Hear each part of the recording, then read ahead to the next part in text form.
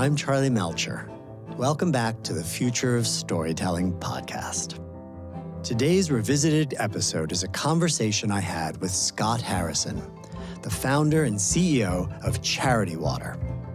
Back in 2020, we talked about his nonprofit's incredible use of storytelling to bring awareness to the global need for clean water. Since 2006, Scott's innovative fundraising has brought in over $900 million to provide safe drinking water to 20 million people. Recently, Scott and his team opened their brand new Experience Lab by Charity Water just outside of Nashville. The Experience Lab uses innovative technologies and embodied learning to create experiences that help foster empathy for people struggling without access to clean water.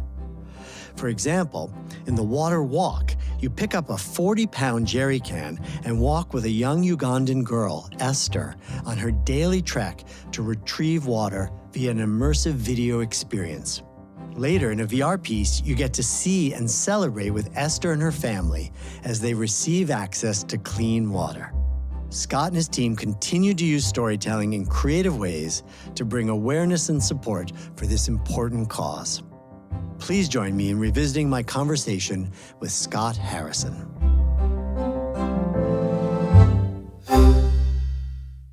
Scott, it's such a pleasure to have you on the podcast. Thanks for joining me today. It's an honor to be on with you. So I am a huge fan of the work that you have been doing at Charity Water, and I'm certainly not alone in that. You have built an incredible following, and I'd love to know a little bit about the origins of Charity Water, and specifically how important your own personal story was to sort of the formation of the organization and to its success. You know, I was born in Philadelphia into a middle-class family. At 19 years old, 2 years before I was legally even allowed to drink, I learned that there was this extraordinary job in New York City called a nightclub promoter. I started working at a place called Nell's on 14th Street, then moved to a club called Lotus, and over the next decade worked at 40 different nightclubs. And then at 28 years old, I was a heavy 2-pack-a-day Marlboro Red smoker with a coughing problem. I had a serious alcohol problem. I had a serious drug problem. I was a heavy user of cocaine, ecstasy, MDMA, Special K. I had a gambling problem. I'd kind of become this absolute degenerate scumbag, really, a hedonist living only for myself. It hit me one day. I was in South America, in Party Town in Uruguay, on this pretty decadent vacation. It just hit me that I'd become the worst person, leading perhaps one of the most meaningless lives. And I asked myself a very direct question: what would the opposite of my life look like? So that led me at 28 years old to sell everything I owned in New York City and apply to humanitarian service organizations. One organization eventually took me on and said, if I was willing to go live in post-war Liberia, a country at the time I'd never even heard of in West Africa, and if I was willing to pay them $500 a month, I could join their medical mission. I walked away from the drinking and the gambling and the drugs, and I left kind of that former life completely behind, and I joined a humanitarian medical mission in post-war Liberia. And your job on this medical mission was to do what? They took me on as a photojournalist. I'd actually, gone to New York University and gotten a degree in communications that I'd never really used. I'll never forget, Charlie, my third day in Africa, my third day on the mission, we hosted what was called the patient screening. I remember being told that the government had given us the soccer stadium, the kind of broken down football stadium in the center of town, to receive the patients. And then it was my job to document all 1,500 of those people we were able to help. And I saw the most unimaginable suffering. And then I saw our doctors responding and really just tried to focus on the hope. So what came from your experience there? How did you get from that to Charity Water? I finished the year, and then I just didn't know what was next, so I signed up for a second year. And it was really the second tour back in Liberia where I discovered the water crisis. And as I traveled in the rural areas, I saw people drinking from swamps and from ponds and from rivers. And I learned that 50% of the country didn't have clean water to drink. And I learned that 50% of the disease in the country was caused by unsafe water and lack of sanitation. I started linking so many of the things that we were seeing to the lack of access to clean water. Just in sharp contrast, I had been selling Voss water in my nightclubs for $10 a bottle to people who wouldn't even open the water. They would just order 10 bottles and let it sit there and then drink vodka and champagne. So I came back to New York City at 30 years old, on fire from this radical experience that I'd had working with these doctors, seeing all these problems, learning about the need for clean water globally, and said, this is going to be the thing that I do. I'm going to start a charity.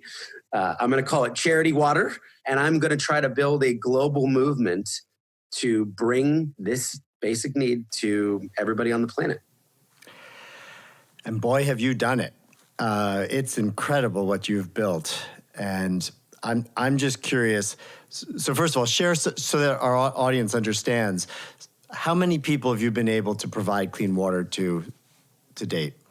We have now been able to raise about $450 million from over 1 million generous people scattered around the world. We have turned that money into clean water in 50,000 villages across 28 countries for 11 million people. So wow. 11 million people. 11 million people. But it's 11 million, Charlie, out of 785 million people who need that clean water as we sit here recording this.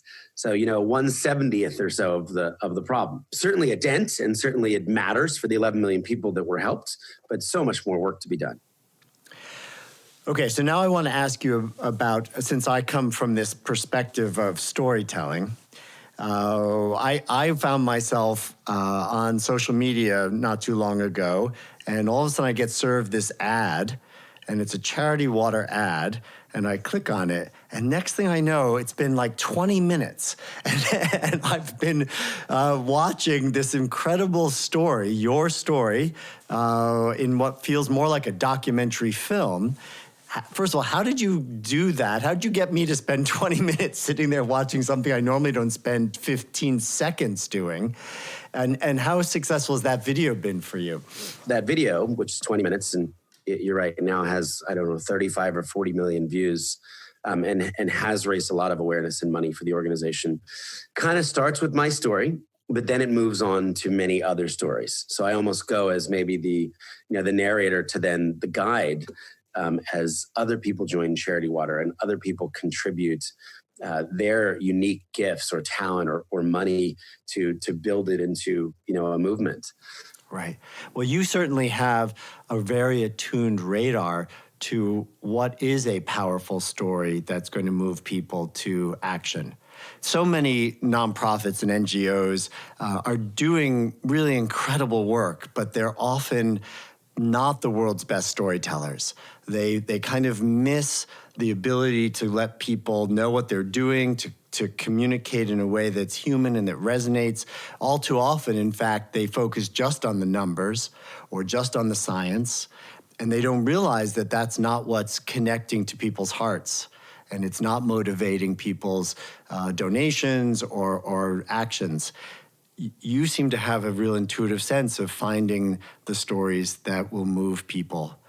I think many charities are started by academics, by technicians, by people who are really good, by engineers. But often those same skills are not the same skills that might build a movement or catch a 6-year-old's imagination or capture her heart. And people don't respond to 100-page white papers. I remember, I won't call out the org, but it's a very famous United Nations vehicle that does really, really good work in the world. And the New York Times looked at their website and they communicate their issue through PDFs, right? This is what people do. You write papers on it. This is the problem of, the global water crisis and the solutions to it. And it might be a 72-page paper. I think they found 70% of the PDFs on the website had never received one download. How many views did that 20-minute video of yours get again? Like 35 million. And it's 20 minutes long. Part of it is like the contextual language, right? We're willing to see something. We're willing to hear something. We're willing to experience something. We might not be, willing to dive into an 82-page discourse on the, systematic problems. So I think it's often then difficult for the leaders, if you are coming from an academic or an engineering background, to attract the talent that you need to attract. So it's not just as easy as saying, well, just outsource it, just hire great storytellers, because storytellers want to work for storytellers. What I've really outsourced is the engineering and the hydrogeology. And I'm really lucky I've got a great guy, Christoph Gorder, with 25 years of international development experience. And, he's running global operations across 28 countries with a huge team of 25 people. And I focus much more on the movement building, the marketing, the trying to create the next virtual reality film or the next augmented reality experience or what does the next gala experience look like? I mean, I'll just mention one thing. I did get the pleasure to come to one of your recent big galas in San Francisco, and it was extraordinary. I mean, it was something like a Steve Jobs Apple product launch meets a Dr. Martin Luther King sermon meets like on a much lower budget. I was just blown away by how it was not what it was not. It was not a traditional series of talks, maybe a little video and some rubber chicken in a hotel. It was a complete immersive experience. Tell me how you come up with that. Tell me how you think of it. Do you agree with my analysis? Yeah. I think we just say, what's the story? I mean, it starts with what is the meta narrative of the evening? And we want to take people on a journey. Every single person sitting there eating rubber chicken and drinking cheap wine gets the chance to go on a transcendent emotional roller coaster that hopefully leads them to the altar of giving a lot more money than they ever thought they would give. And at the core, the thing is so pure. Like the magic is the magic of helping others. The magic of moving our inert capital, money from our bank accounts or a donor advised fund, to free that money to actually transform human lives. That's what I mean by immersive. Like you're not just, it's not a top-down story. You've worked out the ways for all of us to play, to have a role, to be brought along on that journey. It's very sophisticated. Literally, for example, there was a tablet in front of every one of us on the table, and it had our name on it, and each of us could engage in the act of giving in this very simple way, no friction. And you built it too. So I remember the very first thing was we all gave, I think, $10 just to get this one well fixed. And of course, everyone could afford $10 who was there, but it was so sophisticated. Charlie, my early galas were not that interesting. I auctioned off watches and Prada handbags and a vacation in Telluride for the first couple of years, like everyone else. And then we just realized this sucks. We have people in the wrong part of their brains. I don't want you in the buying side of your brain. So we stopped selling stuff 10 years ago. And then I think we just added in new elements, the element of surprise, the element of sound and music. I'll give you just an example, if people listening are interested in the one before you came to. So you came to the one where we fixed 1,000 wells. The year before was actually my favorite. We built a dome. We built a 360 LED screen that was the size of a football field. And we wrapped it around 500 people. We hung it from the air. And as you looked up and sat down for dinner would take 70 minutes. And as you sat, you were watching a woman in Ethiopia walk 70 minutes one way to a swamp for water. She's got a kid along with her. The kid is giggling. She's laughing. She's singing a little bit. The Ethiopian countryside is beautiful. But there's also a terror in what she's doing because she's down to toxic water that she's going to have to haul back up the hill So we just let that kind of sit for dinner. The other just nice connection is this was in San Francisco. So it was around 7 or 8 o'clock at night. It was 7 a.m. in Ethiopia. So she was actually walking at that same moment. So thousands of miles away, this was happening in real time as you were sitting there having your dinner. And we asked everyone, I think it was $181 that we needed for everyone to fund the drilling rig. So again, you had an iPad in front of you that said Charlie Melcher. And I just said, hey, would you contribute to the drilling rig? And then you could put the name of a loved one on the actual rig. And as you did that on the 360 screen, we saw all these names flying up, populating a rig. Okay, well, let's just see what it's like to drill a well. And Abrahat's village is going to be the woman that you just saw is the first well we're going to drill. And at that point, we turned off the lights. We had a community gathered around a rig. We brought the video up and we drilled a well live. And at that moment, I had found some people from George Lucas's studio that set up hoses that showered water over all 500 people over the dome.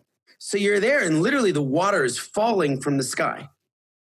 And we wound up funding not only the rig, but 6.5 years of drilling, raising over $7 million in that moment. And you don't need a lot of money. I think I paid like $10,000 to blast water cannons over 500 people in black tie and get them wet. Yeah. But you gave them something to believe in. You gave them a story that they lived. You used the specific to connect them to the universal. But you've also been incredibly successful at getting small-sized donations from a very large number of people. Can you talk a little bit about this shift in that strategy and how you go about doing that? One of the things that drove a lot of growth was this idea of asking people to donate their birthdays to charity water. And the sticky idea that we came up with, this is 13 years ago, was you'd ask for your age in dollars. So I turned 32 and I went around asking every single person I knew for $32 donation. Promised that 100% of the money would go directly to fund these water projects. The significance of a small donation, if you can only raise $32 for your birthday, or if you're a 9-year-old and you get 3 $9 donations, knowing that 100% of those $9 donations are actually going to help people has been a huge competitive advantage for us. So at our 10th anniversary, we launched a new giving community called The Spring. What if Charity Water could create a subscription community where 100% of the monthly subscription was passed on to people in need of clean water? And we could report back and we could show them those donations turning into transformation, into humans. So the 20-minute video was the launch of The Spring, which then actually did help effectively launch The Spring. And now we've got members in over 120 countries around the world. It's been so cool to see people in Africa donating every single month to help other people in Africa get access to clean water. So you're a digital native in your organization's efforts, and yet you decided to go ahead and do a book. One of the oldest forms of media, 36-page book. Why'd you do it? How was that been as an experience? Yeah, so I spent 2 years writing Thirst. I think there was something about hitting 10 years of Charity Water, the 10 million people served milestone. We'd raised over $250 million. And I wanted to write about the experience in the hopes that it would help others. The hope that my story, my personal story, might give others hope who might have had a rough first or second act in life. I mean, I think what I was saying is that it's never too late to change. And I go even darker than I've gone with you in the narrative of just how bad things really were and what a scumbag I was. And I really wanted that to say, look, even if you've messed up, even if you've taken a wrong turn, you can use the things that you've learned and kind of find the light. You can use them for good. You can redeem that lost time. And if a junkie nightclub promoter can start a charity that helps 11 million people and raises almost $500 million, chances are you were never as bad as me. And I should say, I didn't take any money from the book. I donated the whole advance back to Charity Water, all the future proceeds, both domestically and now in some of the international editions. So I don't make a penny off it. So I really wanted to be kind of a pure expression that really helped others and as a way for me actually to become a major donor to the organization. That's wonderful. So let me ask you, Scott, how are you feeling right now with the whole COVID-19 pandemic, and how's that affecting the work that you're doing at Charity Water? Well, it's a difficult time. Charitable giving has taken a massive hit. As with any economic uncertainty, there goes, a portion of giving. International giving is going to be more difficult as we see, certainly more needs in our local communities, more food banks that need help, our friends and neighbors, facing unemployment. So we're seeing a hit. We're seeing people lose their job and drop out of the spring because they can't afford $10, $20, $40 a month. We're seeing some of our corporate partners write, massive commitments down to zero as they're unsure of the future for their corporation or their business. I think the terrible sense of loss or grief in this moment is that we realize clean water is literally needed now more than ever before. It is the first line of defense against the spread of the virus around the world. Go on the CDC website and the number one thing is wash your hands. So I do think on the other side of this, the issue of clean water for all could be even more timely, more top of mind, and have more energy, on the backside of this. That's my hope and prayer. Yeah. Well, if anyone can figure out how to tell that story in a way that's going to really move people to participate and to support, that's you. You've got a great team that works for you, and you have a great team of people who've been supporting you for many years. And I'm confident that a good majority of those will stay with you and help make sure Charity Water gets through this difficult time. Scott, thank you. This has been a real pleasure. It's always so fun to get to hang out with you a bit, even if it's at a safe distance, long distance. Yep. Well, Charlie, let me just say how inspiring your work and your community has been to us and to so many aspiring storytellers. So thank you for the opportunity. And again, anybody that's listening, go check out the video. Just spreading awareness of our work during this time really helps.